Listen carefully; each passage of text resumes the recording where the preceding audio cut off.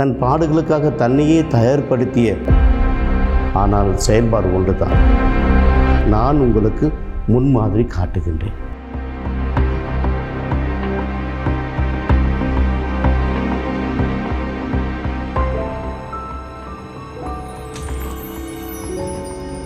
எல்லாம் உனக்காக.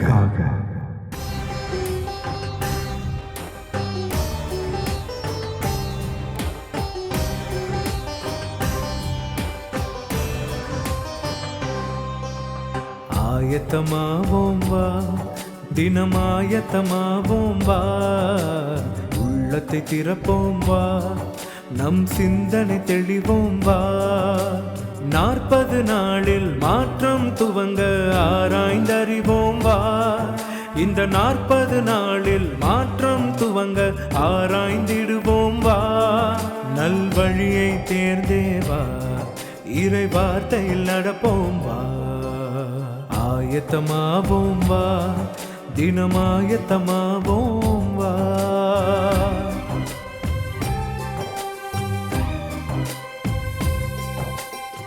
இயேசுடைய பாடுகள் முன்பாக அவர் தன் சீடர்களோடு பாஸ்கா விருந்து கொண்டாட விரும்பினார். அதற்காக எங்கே ஏற்பாடு செய்ய வேண்டும் என்று சீடர்கள் கேட்டபோது ஆண்டவர் சொன்ன அந்த இடம் மேலறை. 4 நற்செய்தியிலும், குறிப்பாக மார்க்கு மற்றும் லூக்கா நற்செய்தியிலே மேல் மாடியில் இருக்கின்ற பெரிய அறை என்று குறிப்பு வருகின்றது. மேலறை மீட்பின் நிகழ்வில் ஒரு முக்கியமான இடத்தை வகிக்கின்றது. மேலறை இயேசு தன் பாடுகளுக்காக தன்னையே தயார்படுத்திய ஒரு இடம் என்று சொன்னால் அது மிகையாகாது. அது மட்டுமல்ல, இயேசுடைய பாடுகளுக்காக இயேசு தன்னுடைய சீடர்களை தயார்படுத்திய இடமும் அது தான் சொல்லப்படுகின்றது. யோவான் நற்செய்தி 13:1 வாசிக்கின்றோம். இயேசு தாம் பாடுவதற்கு முன்பாக தம்மோடு இருந்தவர் மீது அன்பு கொண்டவராய் அந்த அன்பை வெளிப்படுத்துகின்ற இடமாக அவர் தேர்ந்தெடுக்கப்பட்ட இடம்தான் இந்த மேலறை. மீட்பின் நிகழ்வில் மேல் அறைக்கு மிகுந்த இடம் உண்டு. அதே போல் இயேசுவை பின்பற்றுகின்ற நமக்கும் இந்த மேலறை மீட்பின் நினைவை நினைவுபடுத்துகின்ற இடமாக மாறுகின்றது. இந்த மேலறையில் நடந்தது என்ன என்பதை நாம் தியானிக்கையில் 4 நற்செய்தியிலும் சொல்லப்படுகின்ற செய்திகளை உள்வாங்கி பார்க்கின்ற போது 2 செயல்பாடுகளை பார்க்கின்றோம். குறிப்பாக யோவான் நற்செய்தியில், அதே போல் மார்க்கு லூக்கா நற்செய்தியில் நாம் வாசிக்கின்றோம். இயேசு அந்த மேலறையில் பாஸ்கா விருந்து நினைவாக கொண்டாடிய அந்த நிகழ்வில் அப்பத்தையும் ரசத்தையும் எடுத்து இதை என் நினைவாக செய்யுங்கள் என்று சொல்லி நற்கருணை ஏற்படுத்திய நிகழ்வை வாசிக்கின்றோம்.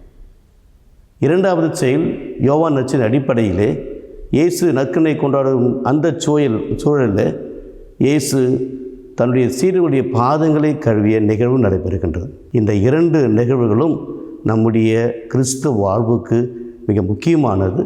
இந்த 2 நிகழ்வுகள் நடந்த இடம் மேலறை. இயேசுடைய நினைவை கொண்டாடுகிற நற்கருணை நம்முடைய கிறிஸ்துவ வாழ்வுக்கு வளமளிக்கின்றது. இயேசுடைய பாதம் கழுவும் சடங்கு என்பது அவர் நம்முடைய கிறிஸ்துவ வாழ்வில் நாம் எப்படி பணிவிடை புரிகின்ற கிறிஸ்துவலாக இருக்கின்றோம், அவர்கள் சீடராக இருக்கணும் என்று இயேசு நமக்கு காட்டிய முன்மாதிரி. யோவான் அழகாக சொல்வார், நான் உங்களுக்கு முன்மாதிரி காட்டுகின்றேன். யோசித்து பார்ப்போம். தவக்காலத்திற்கு இருக்கின்றோம். தவக்காலத்தில் கடவுளின் அருளை பெற்றுக்கொள்கின்ற காலமாக இருக்கின்றது. இந்த தவக்காலத்தில் நாம் இயேசுடைய நினைவாக நற்கருணையில் பங்கு கொள்கின்றோமா? 2வது, இயேசுடைய அன்பின் வெளிப்பாடாக, தியாகத்தின் வெளிப்பாடாக இருக்கின்ற அந்த பணிவிடை செயலை நம்முடைய வாழ்வில் கடைபிடிக்கின்றோமா? ஒருவேளை நம்முடைய மேலறை மாறலாம். அது வீடாக இருக்கலாம், பணி செய்கின்ற இடமாக இருக்கலாம். ஆனால் செயல்பாடு ஒன்று தான், பிறருக்கு பணிவிடை செய்வது, அதற்கு முழுமை அளிப்பது, நிறைவை கொடுப்பது நற்கருணை. இந்த நற்கருணை நாம் பணிவிடை செய்வதற்கு நமக்கு ஆற்றல் அளிக்கின்ற இடமாக இருக்கின்றது. மேலறை நம்முடைய கிறிஸ்துவ வாழ்வுடைய முக்கியமான இடமும், அன்று சீடருக்கு பலமளித்தது, வாழ்வளித்தது, தெளிவளித்தது. இன்றும் நமக்கும் இந்த மேலறை வாழ்வையும் பணியும் பலத்தையும் நிறைவாக அளிக்க செவிக்கின்றேன்.